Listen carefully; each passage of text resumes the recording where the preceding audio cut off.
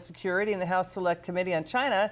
We're happy and so excited to talk to Congressman Carlos Gimenez. Congressman, it's good to see you again. How do you see all this playing out? We're going to show the list of nations talking now about lowering tariffs and lowering trade barriers. It looks like China is the lone holdout right now in Asia. What do you think?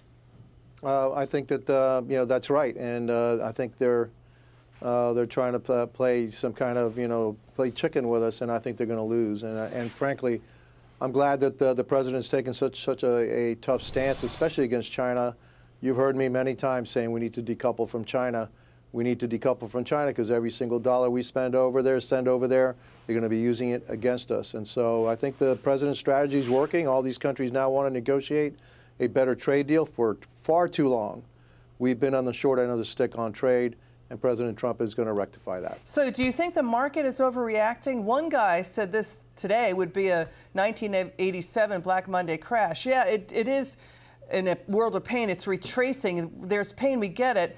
But it looks like the markets are not assessing how goods exported to the U.S. from Japan, Vietnam, Cambodia, South Korea, Taiwan, Indonesia, Thailand, more than offset the goods China exports. Nearly, I think it's $567 billion versus China's $439 billion. That's about $100 billion more from those nations in Asia that are talking tariff deals and trade deals with the Trump White House. But China's retaliating with 34% tariffs. What do you think?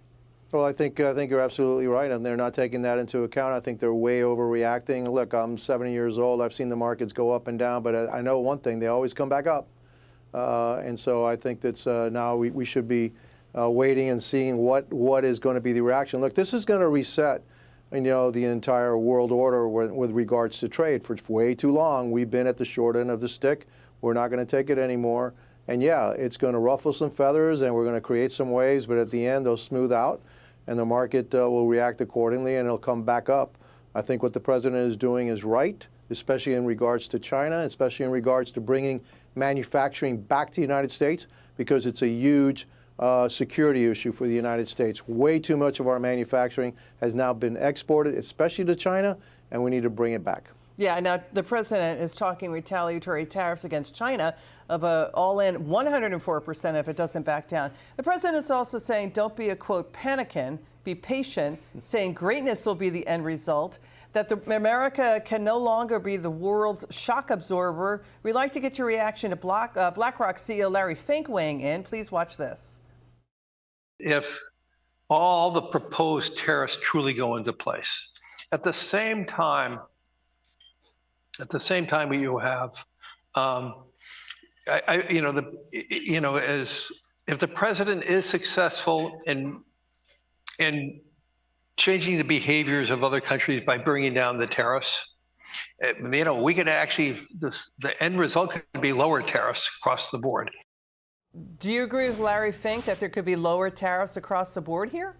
Yeah, exactly, because that's what the president is trying to do. But he's also want to make sure that, yeah, there's lower tariffs that we're going to be charging on them, but they're also going to be charging far lower tariffs on us. That means our products are going to be way more competitive in their markets. For far too long, we've been buying their stuff, and they haven't been buying our stuff. Why? Because they've got these huge tariffs that they've imposed on American goods, and that's just not right, and it's not fair, and it's hurt America, and it's hurt American citizens and jobs that have gone to other countries. That's not right. Look, it should be fair across the board, and America again should not be at the short end of the stick on trade. We have been funding everybody else's prosperity. We need to get some of that back. Congressman Gimenez, a pleasure to have you on again. Wonderful to see you. Now please listen to this.